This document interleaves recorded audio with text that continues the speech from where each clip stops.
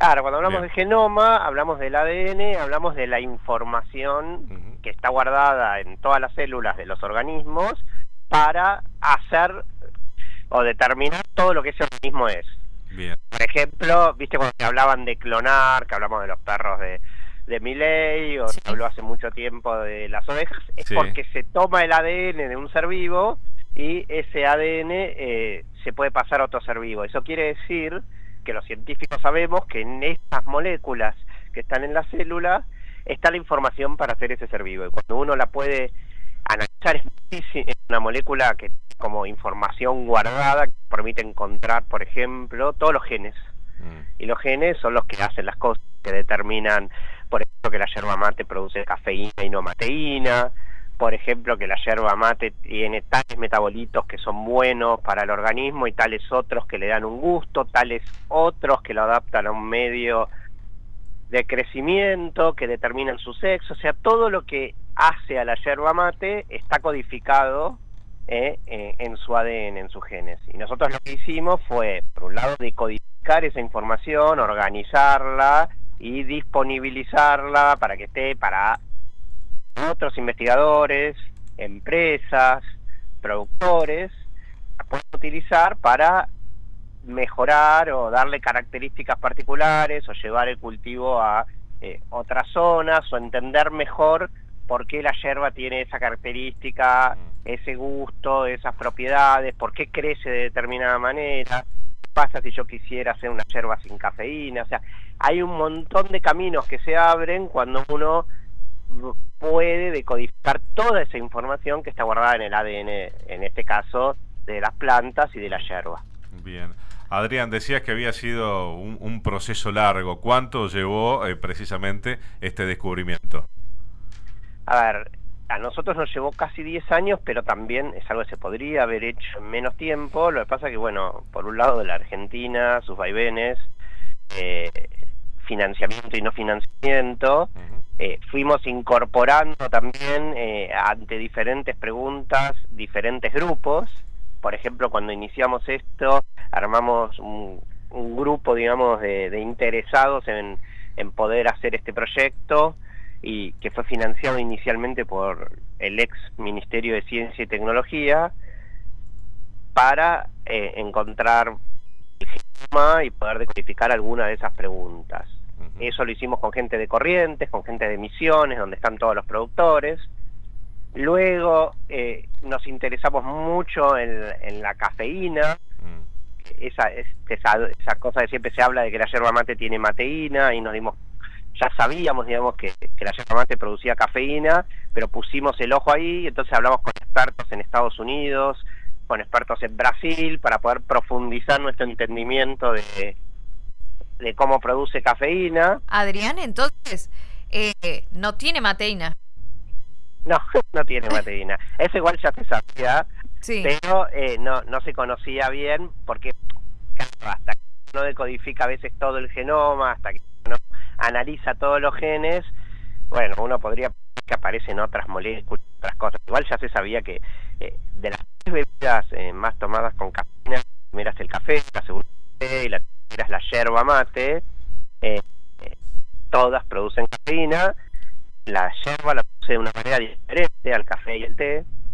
Pero si vamos a hacer yerba que no produce cafeína, hay gente que no le cae bien, o por ejemplo uno no quiere tener a veces el efecto que otros buscan, que es mantenerse despierto, entre otras cosas, obviamente. Bueno, se puede hacer una yerba cafeína y es diferente, o sea, un descafeinado. Bien, bien. Bueno, también este estudio que tomó relevancia internacional porque fue publicado, ¿no?, en una revista científica de prestigio, Adrián. Sí, nosotros por eso también nos tomamos ese tiempo para ir mejorando, digamos, la calidad de la información que depositábamos, el estudio, siempre en general, como suele funcionar la ciencia a nivel internacional, es que los gobiernos suelen, a través de sus investigadores, como en este caso el CONICET, financiar el desarrollo básico, este conocimiento básico, ahondar obviamente y ordenar toda la información y dejarla a disposición para que, bueno, ahora el privado, que tiene la capacidad de vender productos, que tiene la capacidad de llegar a las góndolas de todos los supermercados, que tiene la capacidad de poder avanzar en lo que le interesa al consumidor, bueno, ahora pueda, ya sea colaborando con nosotros o tomando la información que dejamos, avanzar, por ejemplo, en hacer una cafeinada, como decía antes, por ejemplo, en expandir la frontera de la yerba, o por ejemplo, en mejorar el rinde. O sea, miles de cosas que pueden ser que dependen de los productores, porque quizás vos querés mejorar el rinde, hoy ese no es un problema, es al revés. Hoy cada vez que producen de más, después le queda la hoja, y en realidad lo que podemos ayudarlos es a generar subproductos de la yerba mate. Por ejemplo, la yerba produce mucho ácido clorogénico. Analizamos todos nosotros cómo produce ese ácido, que tiene un nombre raro, pero que se sabe que es neuroprotector y que la gente lo consume, por ejemplo, como café verde, lo compra en las farmacias para reducir el riesgo de Alzheimer, Parkinson, enfermedades neurodegenerativas. Bueno, la yerba mate podría también usarse para eso, por ejemplo. Bueno, Adrián, ahí es donde los productores, digamos, verán cuál es la mejor forma de aprovechar esta información. Adrián, se dice por ahí, o escuchar, que el mate no hace tan bien, o que tiene algún compuesto que no hace tan bien a la salud. ¿Esto es real? ¿Se ha encontrado alguna contraindicación de tomar mate? A ver, yo no conozco todos los efectos de la yerba mate. Como cualquier bebida o cualquier alimento, en exceso produce problemas. Igual las contraindicaciones más importantes que yo por lo menos he elegido tienen que ver con la temperatura del agua, que por ejemplo no es bueno para la boca estar siempre.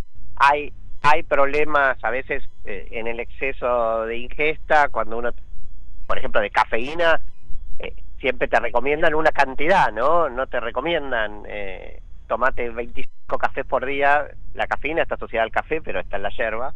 Okay. Entonces, en exceso aparecen problemas, obviamente, pero que yo conozca como algo que, che, si tomás mate te va a hacer mal directo, no.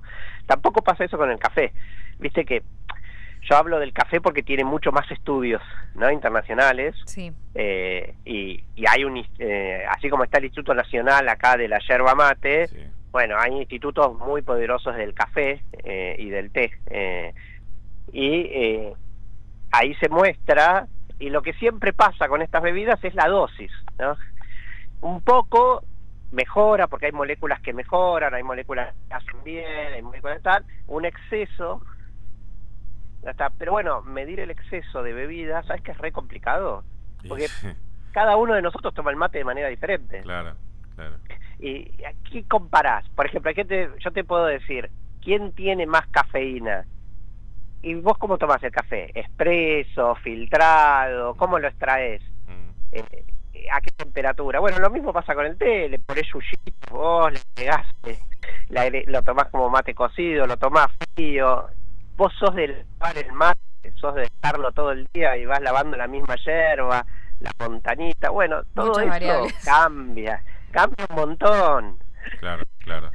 Entonces, para los científicos, viste, que queremos hacer estudios controlados, que es todos tomen igual, viste. Obvio que sí.